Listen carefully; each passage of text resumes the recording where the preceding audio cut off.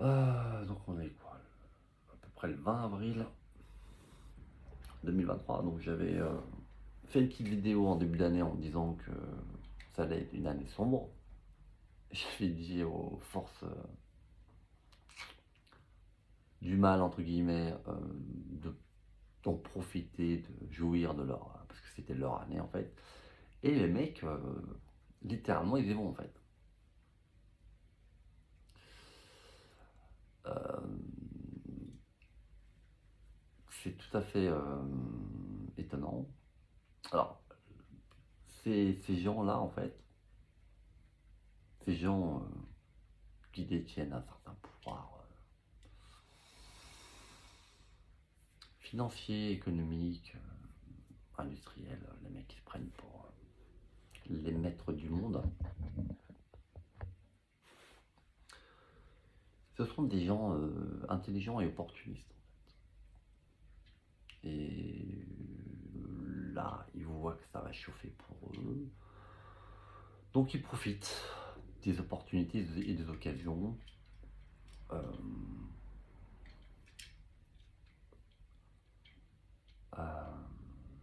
pour tendre des pièges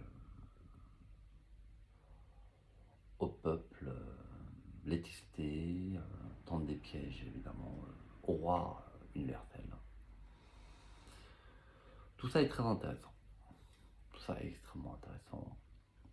Déjà parce qu'il y a la dimension de test. Ils échouent au test de la foi et de la sagesse qui leur est offert par le Seigneur. Et en même temps, ça offre un test,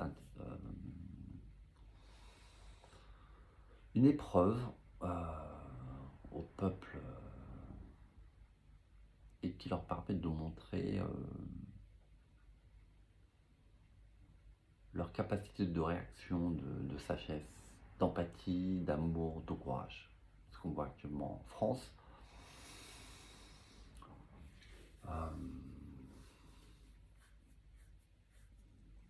Moi, j'essaie de soutenir ça du mieux que je peux. Je suis un peu hors d'opposition parce que l'ensemble des bandes d'abrutis qui se prétendent être des leaders politiques et spirituels ont refusé de communiquer avec moi de façon directe, ce qui est une erreur extrêmement stupide. Après, pour certains, je comprends tout à fait pourquoi. C'est difficile de regarder, de se regarder dans une glace. Après, il devrait regarder peut-être plus profondément, en fait. Peut-être qu'il y a quelque chose de lumineux. Donc, il y a des appels à l'amour, à la sagesse, et certains choisissent la voie du cynisme, de la force, de la violence. Ils parient sur le manque de sagesse, de foi, de courage.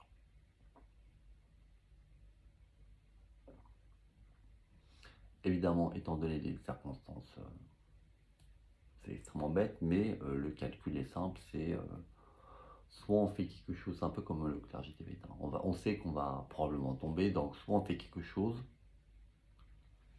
on tente quelque chose, euh, soit on ne fait rien et on va tomber quand même. Voilà, c'est du calcul politique tout ça en fait. Le bon calcul est j'arrête mes conneries et je me convertis à la religion universelle. C'est ça le bon calcul en fait. Ces gens sont très très bêtes en fait. Il y a eu des prophéties dans plusieurs traditions spirituelles et toutes les prophéties à chaque fois se sont révélées sont réalisées. Donc le bon calcul politique c'est d'arrêter ces conneries et de se convertir à la religion universelle. Évidemment, voilà, ça va pas se faire d'un coup comme ça. Il y a cette force de l'arrogance, de l'ego, de cette croyance en fait en la puissance de l'argent, la puissance militaire. On voit à quoi ça a conduit la Russie, cette croyance dans la puissance matérielle et militaire, et de l'argent, pourtant ils en ont de l'argent. La Russie, elle a de l'argent. Ils avaient une certaine puissance militaire et qu'ils avaient surestimé. On voit comment ça se passe pour eux.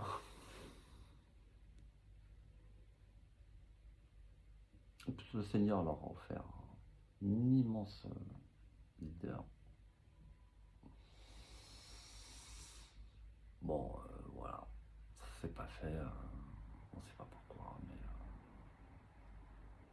certains sont trop corrompus. Je sais pas, là aussi c'est spécial, hein. Le Seigneur m'a promis, il m'a dit la Russie c'est un pays difficile à gouverner.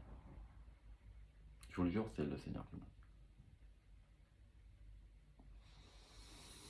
J'ai peut-être sous-estimé les difficultés et les problèmes de ce pays.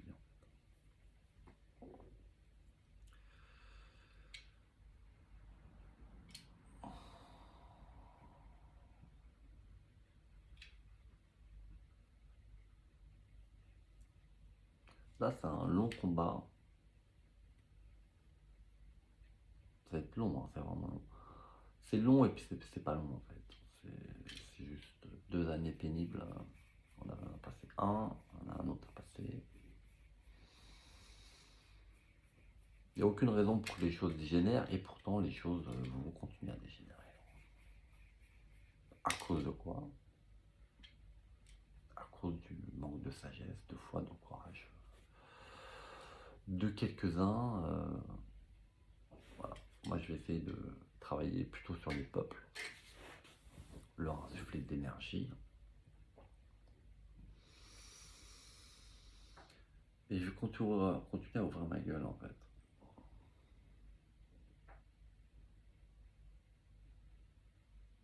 Ma bouche.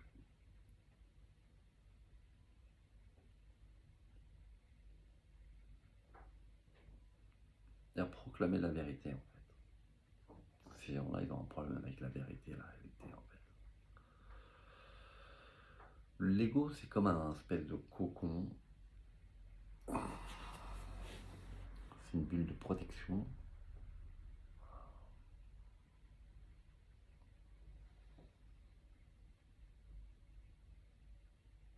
Et puis ces gens-là, ils sont en rapport de force, je peux comprendre.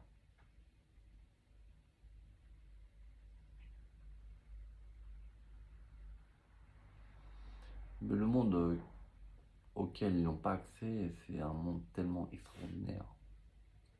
Ils loupent quelque chose en fait. Après, ces gens-là mènent une grande vie. Ils ont tout ce qu'ils veulent. Mais ce qu'ils n'ont pas, c'est cette joie profonde, cette connexion à la réalité. Ils ne connaissent pas la sueur des gens qui travaillent. Tout ça, ça fait partie de la réalité en fait. Il faut qu'ils goûtent aussi à la réalité du sang. Parce que ces gens-là se croient intouchables, c'est ça qui est le plus révoltant en fait. Et ce qui est très très stupide, c'est que ces gens-là pensent qu'ils ne vont jamais payer. On finit toujours par payer tout en fait. Mais tout. Il est dit dans le Coran, probablement, je sais pas, c'est peut-être marqué aussi dans la Torah et dans les textes sacrés, tout sera comptabilisé au gramme près. Vous imaginez? Alors ceux qui pensent qu'ils vont échapper à quelque chose, c'est vraiment très stupide.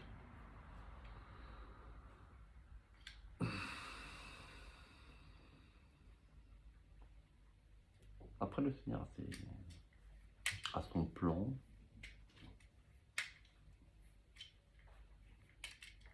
On verra.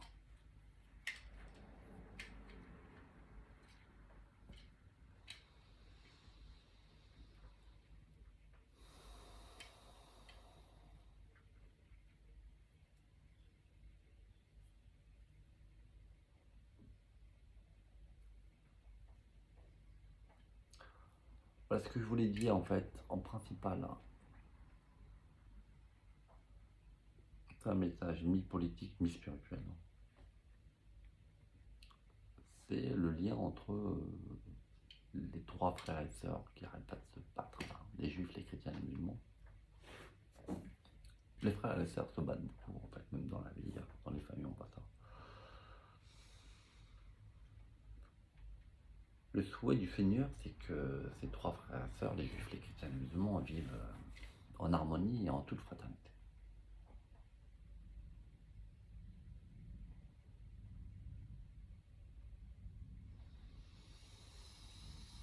C'est tout à fait possible et faisable rapidement, en fait.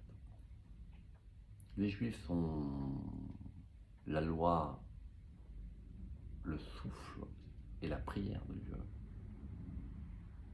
Les chrétiens sont le cœur de Dieu. Les musulmans sont la foi et le bras armé de Dieu. Évidemment, les musulmans sont des gens de cœur qui suivent la loi coranique. Les juifs ont beaucoup de cœur et beaucoup de foi, etc. En fait, et les musulmans ont du cœur. Enfin bref, vous avez compris.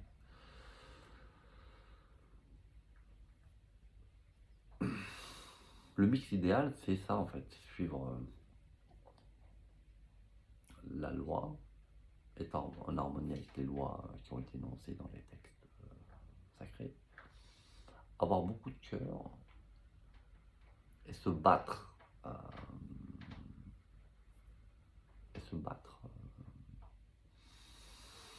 Ça peut être fait de différentes façons, ça peut être fait dans les actions sociales par la charité, ou ça peut être parfois militairement si on est amené à le faire.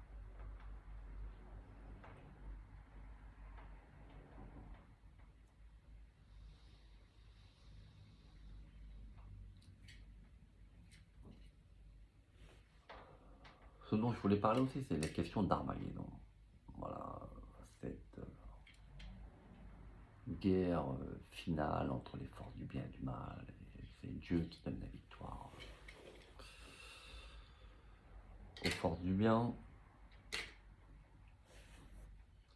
Cette guerre, en fait, elle a déjà commencé, en fait. C'est pas la peine d'attendre comme si elle n'avait pas lieu. Alors, en fait, elle a déjà commencé, en fait. Il y a des gens qui attaquent des juifs, des chrétiens et des musulmans, ou qui attaquent la foi de façon générale. Et le roi universel.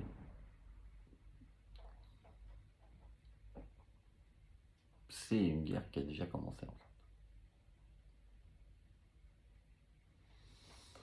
Quant à les forces du mal, on les connaît. C'est des gens qui ne respectent aucune loi, qui n'ont pas de cœur et qui n'ont pas de foi. Des gens sans foi ni loi, qui sont arrogants, cyniques, et qui tuent des gens de façon extrêmement cynique et sans pitié, comme on voit, mais quand aussi balancer des missiles sur des cibles civiles de façon extrêmement lâche. S'ils pensent qu'ils sont à l'abri en Russie, ils sont vraiment très très bêtes, en fait. Parce qu'il y a un roi universel qui veut Al-Mahdi, qui peut mobiliser potentiellement 1,5 milliard de musulmans. Quand on voit l'état de l'armée russe, c'est le Al-Mahdi, le roi universel, va réussir à mobiliser et uniser 1,5 milliard de musulmans. Je vois pas quelle armée dans le monde pourrait l'arrêter. Même la puissante armée américaine. C'est même pas une question. Le problème aux États-Unis, c'est que pour l'oligarchie américaine, qui est vraiment très bête et stupide, c'est qu'aux États-Unis, il y a des juifs, des chrétiens, des musulmans qui ont beaucoup de foi, en fait. Et en plus, qui ont des armes. Je donne pas cher de leur peau, en fait. C'est vraiment. C'est pour ça que l'oligarchie américaine met beaucoup d'argent dans la propagande, le lavage de cerveau aux États-Unis. Ils mettent beaucoup d'argent.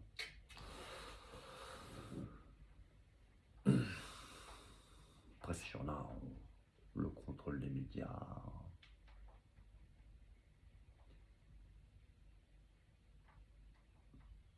la puissance de l'argent, etc. Donc du coup, ils peuvent aller défoncer des pays comme le Liban en toute impunité. J'ai demandé à Joe Biden, au monde musulman, de se mobiliser pour le Liban. Absolument rien, les gars. Je sais pas ce que vous attendez. Faites quelque chose, je sais pas. L'Iran est visé cyniquement par les Américains et par Israël comme un ennemi magnifique. Le mal, c'est plutôt insinué en Israël et aux États-Unis, hein, au plus haut sommaire. Après, on peut toujours rêver d'une conversion.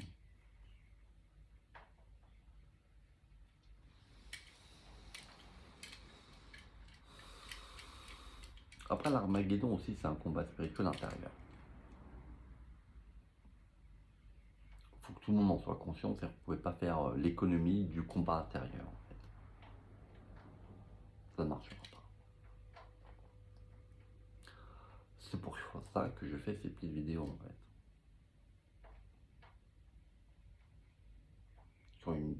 Qui ont deux portées. La portée verbale propre, c'est le premier niveau, et il y a une portée supplémentaire invisible, en fait. Parce qu'une parole de sagesse a un pouvoir invisible.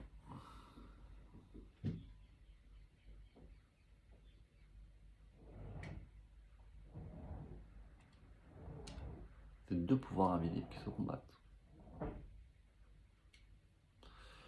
Moi, j'ai pas cher de la peau des pouvoirs invisibles magnifiques, sans foi. Après, je pense qu'ils vont avoir connaître des succès temporaires, des victoires temporaires. Ça, c'est tout à fait faisable. Ça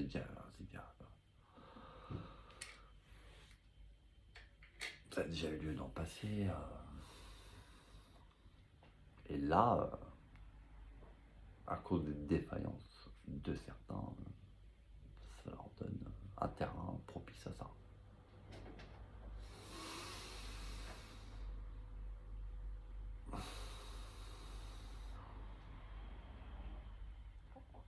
On a besoin de plus de combattants spirituels. Beaucoup, beaucoup plus.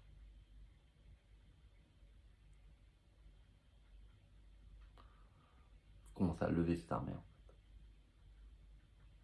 Dès maintenant.